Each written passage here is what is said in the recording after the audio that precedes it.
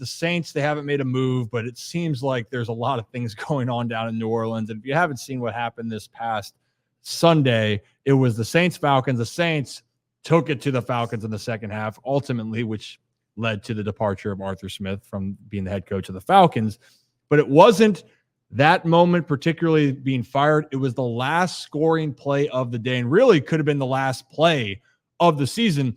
You're to see Jameis Winston here hand it off to Jamal Williams while they're in victory formation. So what happened was Arthur Smith, you've probably seen some videos on social media, he's pissed off, yelling at Dennis Allen, F you, that was bullshit. And Dennis Allen even is saying, I know, I'm with you. And so what happened was Dennis Allen told Jameis Winston and the staff or the offense that, hey, victory formation, take a knee. The offense had different plans. And actually, Jameis Winston comments on what he and the team decided to do when the video that we just showed you a moment ago. Apologize to DA because the play was victory, but I also explained to DA that it was a team decision, and I think when you have a team morale, and I asked the guys, I say, guys, like, what do you want to do? We know how much Jamal means to this team, and I understood from DA's perspective, so I give him that. But DA didn't condone that at all. You know, he didn't. However, we decided as a team to do it, and man, we got an interception to the 1 yard line. You know, like so. If we would have scored, it still would have been disrespectful? Right. You know, so Tyron wasn't in on it, was he? No, Tyron was not in there. No, I'm just kidding. Like it was an offensive team discussion. However, when you return the ball to the 1 yard line and you have that opportunity, we just had that opportunity and we decided. Do you think it's the kind of thing though that is forgotten fairly quickly, or you know what I mean? I think it should be forgotten, especially when the score is already 41-17. So I don't know how much worse it can get. But I got a ton of respect for Arthur Smith and the coach that he is.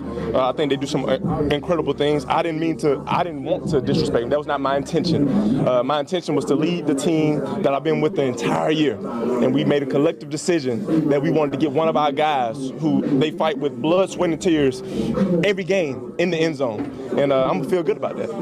Yeah. So no regrets. Huh? No regrets. Well, this is the thing. It's about the team. It's not about regrets. It's not about anything else. It's about us as a team making a collective decision. But I do apologize to Dennis. I apologize to DA. Because so there was a whole lot, and actually even at the end, the Jameis was saying, I'm trying to be as respectful with that. And the reporter goes, well, I'm trying to be as respectful as I think so. That was the wrong decision. And Jameis goes, respectfully, that's not what the team wanted. And so obviously, so what we're showing here is, look, the reason why we're bringing this up, because this is spicy. You typically, when a coach says this is what we're doing, it is not very characteristic of the team to override it. Yes, shit happens. And we'll get into other comments that Jameis Winston or some of his teammates said. But I want you to listen to Shannon Sharpe, because Shannon Sharpe was very opinionated today, talking about what he thinks should happen with Jameis Winston and what the Saints should do moving forward. This, I would cut Jameis Winston today. I would not want him on my team. That's loser's mentality. And people will say, well, Shannon, what about when Dan Marino fake spiked the ball or Peyton Manning? They were not in victory formation. If you get down, the defense is conceding. If you want to run the ball, let the defense line up. Don't you fool them, think there's a victory formation, and then drive off the ball. You mean to tell me that's going rogue? Dennis Allen's going to probably have to go because his players have no respect for him. Right. He said they sent victory formation in, but that's right, we made a decision. I'm sorry, Molly. I would cut Jameis Winston today. I would, if I'd have been on that team, let me tell you what, I'd have jumped off sides on purpose. There's a mentality that you got to have if you want to play winning football. Jameis Winston has a loser's mentality. That's why they didn't win in Tampa. That's why Tom Brady came there, took the same team, and went to the Super Bowl. Look at what Baker Mayfield did with basically the same team, got him in the playoffs, something that Jameis Winston couldn't do. Do me a favor. Say that one more time on camera, what you would do. I would cut him. I would cut Jameis Winston today. All right. Tell us how you really feel. Yeah. Unk is talking how he feels. A couple of things here, by the way. And it's ironic when they're saying the Saints, the culture. Well, Sean Payton, you can like him or not, that was a big loss when he left New Orleans. And maybe even a bigger loss, the quarterback, Drew Brees. So you've been trying to find somebody after, and obviously you know the roller coaster that is the Jameis Winston experience if you've seen him play since he came into the league with Tampa Bay and then with the New Orleans Saints. Now, I understand this is where, as a player, it's such an unprecedented thing, and shit does happen, but I think it's safe to say right now, when you look at it, there is some discontinuity, but the players are coming into defense of Jameis. And I wanted to pull this up real quickly of Jimmy Graham. And I saw Mark Ingram earlier on social media expressed his defense of Jameis and how great of a teammate that he was. Here's a tweet from Jimmy Graham, who's currently on the team, saying to get off Jameis's back. This man is the best teammate I've ever had, loves this city, this game, and embodies everything you can ask for in a leader. Was a rare situation, and we all take responsibility. Nobody thought it would get blown out of proportion. Also, F the Falcons. So you gotta love that. Hey, you know what? That division rivalries, don't let them die. Let them stay. We fucking love that. But the point was, it's a polarizing move because one way or another now, it doesn't feel like Dennis Allen's going to stay, guys. It feels like even though the team was all together, it's just not a good look. It's not a good look when you send out victory formation and the team decides to run it anyway. And I completely agree with Shannon. The report said Allen's expected to return for 2024. So I don't know what's going to happen. No, I don't know either. But I agree that once that happens, you have kind of lost the locker room. Yeah, I mean, so that's where this topic goes in. I love the fact and being around a professional atmosphere in sports, that seems like a very tight group, right? They love each other. They were very happy for Jamal Williams. You could see the reactions. I don't have a problem with that. I think the problem is that the head coach is telling you one thing and you said no, and then you go on camera and say that to the rest of the media, and then now it just has become a whole charade and a shit show. And here's the reality of it. The Saints haven't been relevant like they should have been since Sean Payton and Drew Brees have left. And we've brought this up in the division. It felt like the Saints guys, shouldn't they have won this division going into this season? If you look at the talent that they had. I mean, no disrespect to Dennis Allen when I say this, but Dennis Allen is that coach that every time I see the New Orleans Saints playing football and they show Dennis Allen, I go, oh my God, Dennis Allen's the head coach of the New Orleans Saints. He's one of those coaches where I feel like they've been so mediocre. And they've had Derek Carr, they've had Jameis Winston, they've had talent. I mean, you have Kamara. I'm not really going to put Michael Thomas in there because that's, as a fantasy owner of him the past 4 years, it hasn't worked out. But there has been talent there, and they've been sitting in mediocrity. So maybe it's just not the worst thing if they move on from Dennis Allen. I think that was kind of that last play. It's hard to bring him back after that happened.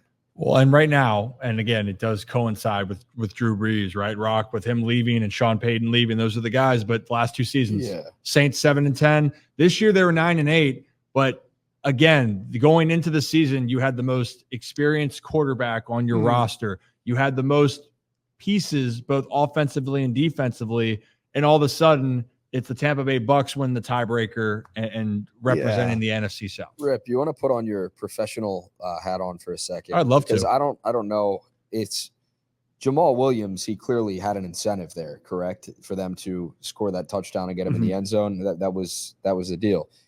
Have you been on a team where something like that has happened? And what was the conversation in the locker room like afterwards? Like, if you're Dennis Allen, what are you saying? Are you ripping your players up and down? Like, are you having that conversation with the guys? Are you pissed off? Are you upset? Are you just like, damn, I might have lost the locker room? Like, say that, you were asked to bunt. You were asked to lay down a sacrifice bunt. And instead, you decided to brush off the sign and hit a home run. It happens. Good things happen. You got points. You got to run. But it wasn't what your coach, your manager wanted you to do. What is that conversation like in the locker room or the clubhouse afterwards? Well, if you don't hit the home run, your ass is grass. Yeah, but even if you do, though. Like, no, but I understand your point. Yeah, either way, the coach is going to be pissed. But there are in some cases where I have seen that where guys missed the sign, the coach is pissed.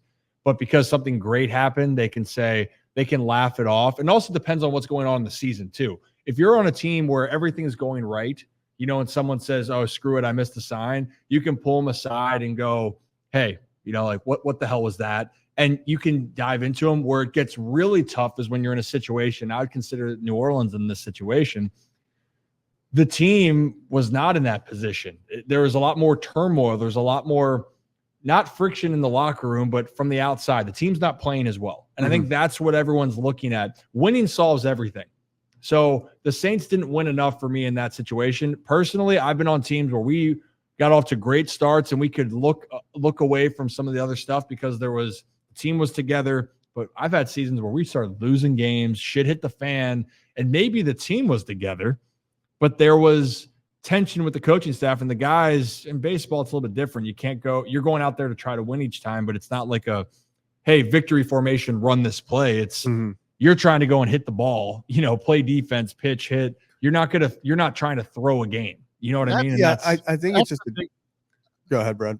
I was just going to say that's the big thing for me. Like they were lined up in victory formation. Yep. They could have easily injured somebody on the Falcon side of the ball. And I think that ultimately that's what it comes down to. Like if you wanted to do something for Allen, then call a timeout and then discuss going for it because of that. But like the fact of the matter is that you were already in victory formation.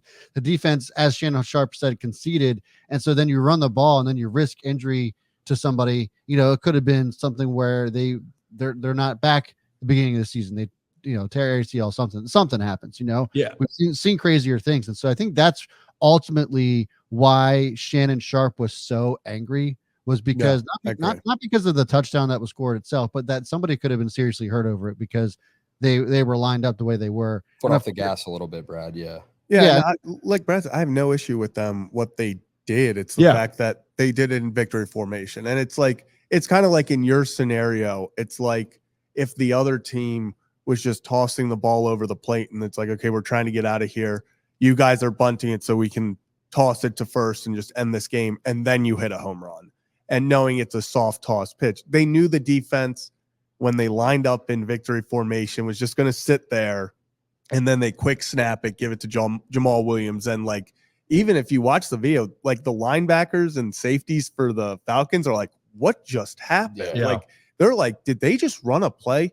If they would have walked up there in I formation, in an actual formation and ran it, then in the Falcons book, you got to stop. Smith still might have been pissed off at that. Yeah, he running up the score at that point. But I think he was more mad because of that, because of the formation they lined up in, and then they went ahead and did that. Yeah, I mean, James makes a point. They intercepted it, got to the 1 yard line. If they would have made a pick six, I don't think it's a big deal. They go down to the 1, and then they saying, hey, we want to get Williams this incentive.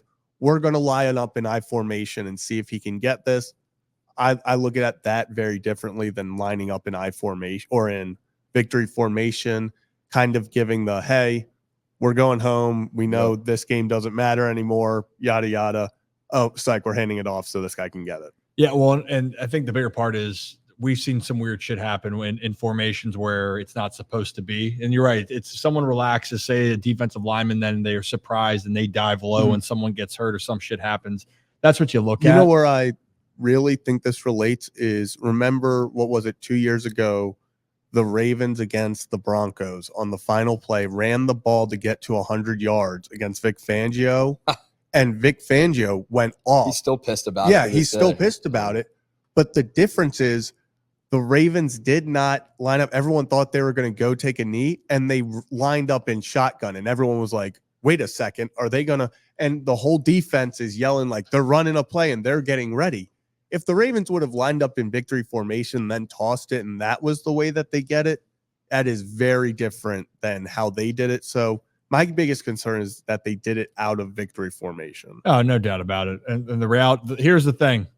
You got the shit beat out of you if you're the Falcons, and that sucks. You had another opportunity where you faltered down the stretch. You finished at 7-10, 3 straight years of Arthur Smith, and the Falcons finishing 7-10. And if you're the Saints, Jamal Williams, the other reason, or the main reason, when we talk about the incentive, he had all those touchdowns last year with the Lions. That was his first touchdown of the season. And as far as the camaraderie, I love that the guys are so close and together. Like I love that. It's more so of now this becomes a talking point, and at the end of the day, the Saints aren't going to the playoffs again. And that's really where the glaring things. Winning fixes a lot of issues.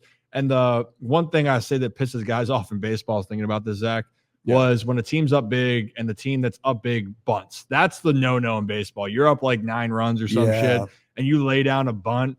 You better be ready for one in your ribs, because it's coming. Because that's one thing of like, dude, what the hell?